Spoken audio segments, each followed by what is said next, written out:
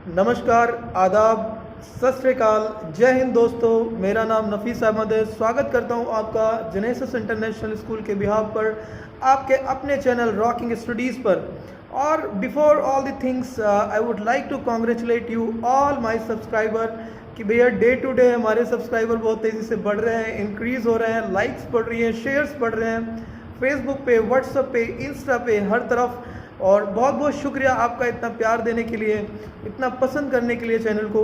और दोस्तों, मैं उन सभी से भी कहना चाहता हूं जिन्होंने मेरे चैनल को अब तक लाइक सब्सक्राइब नहीं किया, शेयर नहीं किया, प्लीज़ अगर आपको वीडियो अच्छी लग रही है प्लीज़ इसको शेयर कीजिए, आगे बढ़ाइए और अपने दोस्तों को भी इसका आनंद उठाने दीजिए। तो दोस्तों, let me talk about today's story I have taken from the Indian country which is the amazing one. आज हम बात करेंगे द ग्रेटेस्ट लीडर की, बेहतरीन साइंटिस्ट की, ज़बरदस्त इंजीनियर की। जी हाँ, आज की कहानी शुरू करने से पहले मैं आपको एक शेर अर्ज करना चाहूँगा।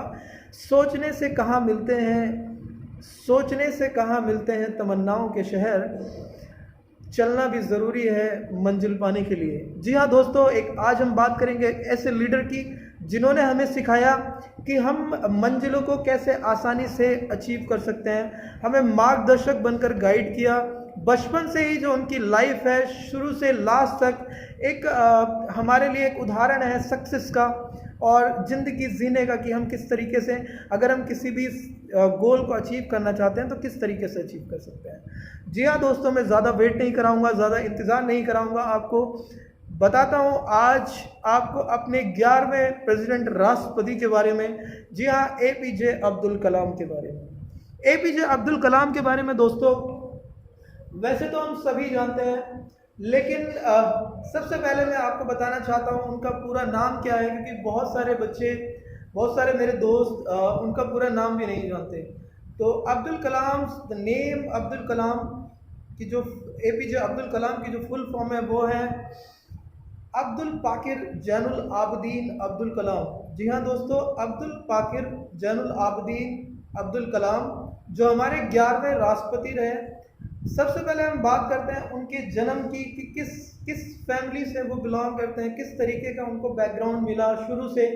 वैसे तो हम सब जानते हैं कि वो एक बेहतरीन साइंटिस्ट थे, बेहतरीन इंजीनियर थे, और वो जनता के राष्ट्रपति के नाम से तो जाने ही जाते हैं, साथ ही वो मिसाइल मैन के नाम से भी जाने जाते हैं। तो आज हम बात करेंगे इसी मिसाइल मैन की, जिसका जन्म हुआ था एक छोटे से गांव में, धनुषकोडी नाम का एक गांव है रामेश्वरम तमिलनाडु में, जहां उनका जन्म हुआ था। एक छोटी सी, एक साधारण सी मुस्लिम फैमिली में उनका बर्थ हुआ था। उनके पिता का नाम जैनुल आबदीन था। बहुत ही साधारण व्यक्ति थे, लेकिन जो भी काम करते थे वो बहुत लगन के साथ करते थे। तो उनको ये चीज़ सीखने के लिए मिली, अब्दुल कलाम को, सर अब्दुल कलाम को बचपन से ही सारी चीज़ें सीखने के लिए मिली, कि उनके पिता जिस तरीके से लगन से काम करते थे, ठीक उसी तरह से उन्होंने भी लगन से काम करना शुरू किया।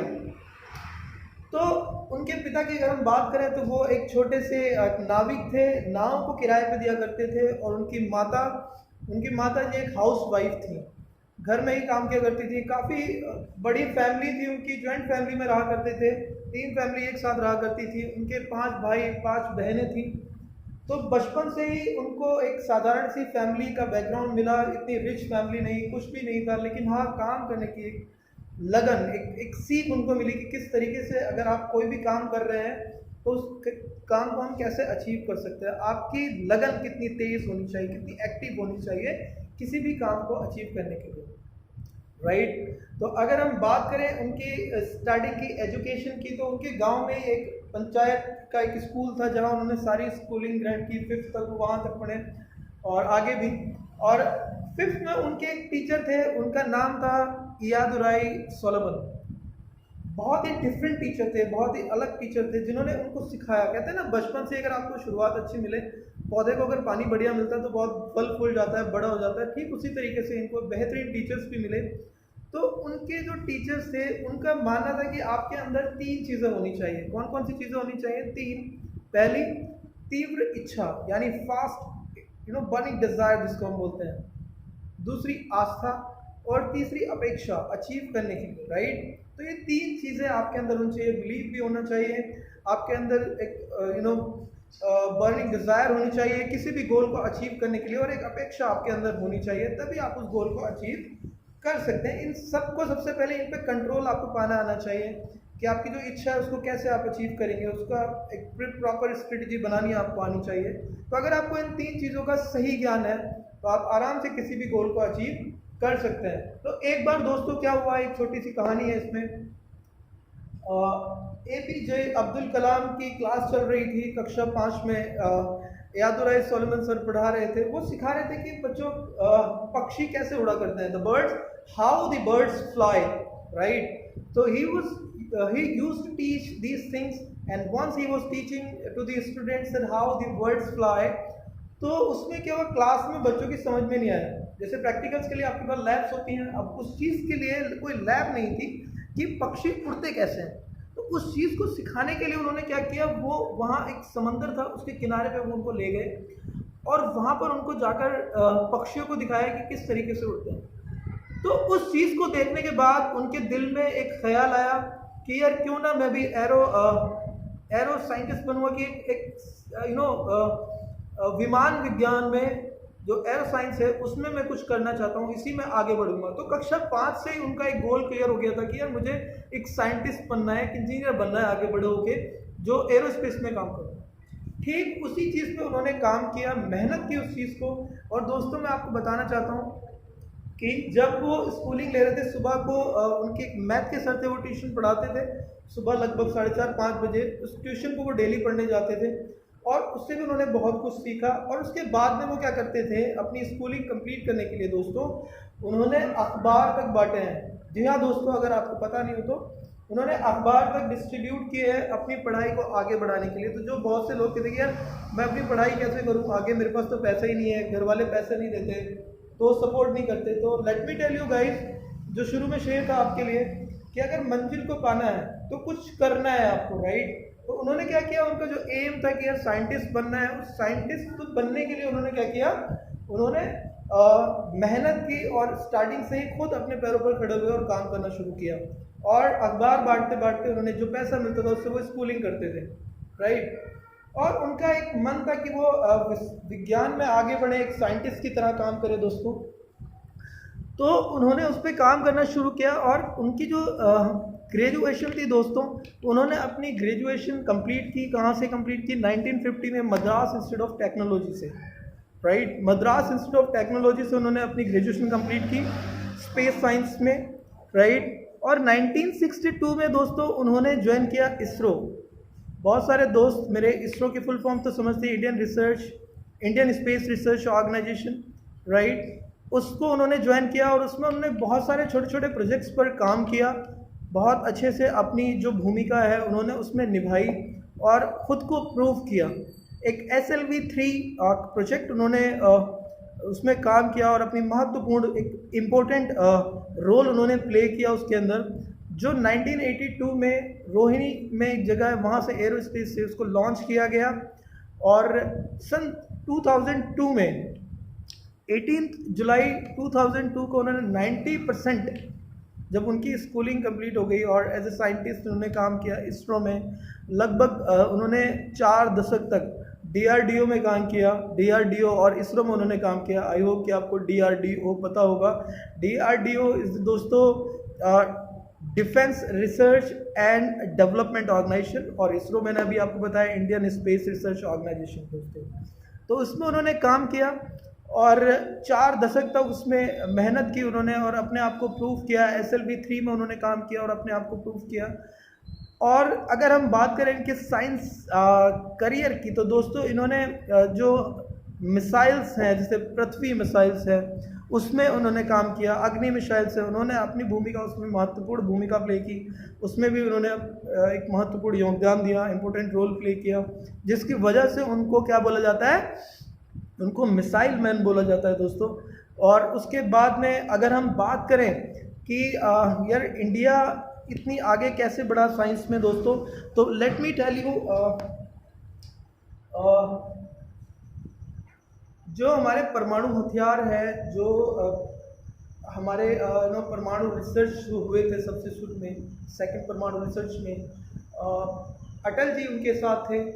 और उस टाइम पे और हमारे जो APJ अब्दुल कलाम थे उन्होंने बहुत मेहनत की, as a main role play किया उन्होंने उसमें, और साथियों वो सक्सेसफुल रहा और उन्होंने अपने देश को आगे बढ़ाने के लिए एक महत्वपूर्ण भूमिका, परमाणु जो योजना थी पोखरण में जो हमारा सक्सेसफुल रहा था, उस पर प्रैक्टिकल, उसमें महत्वपूर्ण रोल प्ले किया। और एक बेहतरीन साइंटिस्ट होने के साथ साथ वो एक इंडियन भी थे, इस चीज़ को प्रूव किया और इंडिया को आगे बढ़ाया मिसाइल्स में, टेक्नोलॉजी में, राइट, और परमाणु संरक्षण यंत्र में जो उन्होंने दिए देश को।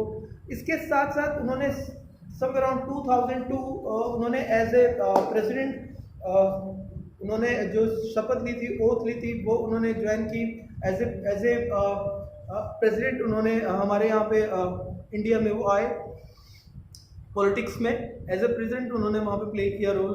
और 5 साल के कार्यकाल में बहुत सारे आपने फोटोज़ देखे होंगे दोस्तों उनके, और बहुत सारी वीडियोस भी देखे होंगे, बच्चों के करीब बैठे रहते हैं, नीचे बैठते हैं, नीचे बैठकर खाना खाते हैं बहुत सारे, इसलिए उनको जनता का राष्ट्रपति भी कहा जाता है दोस्तों। तो उन्होंने जो अपनी जो ओथ ली थी वो 25 जुलाई 2002 को ली थी, जो एंड अप हुई कब 25 जुलाई 2007 को।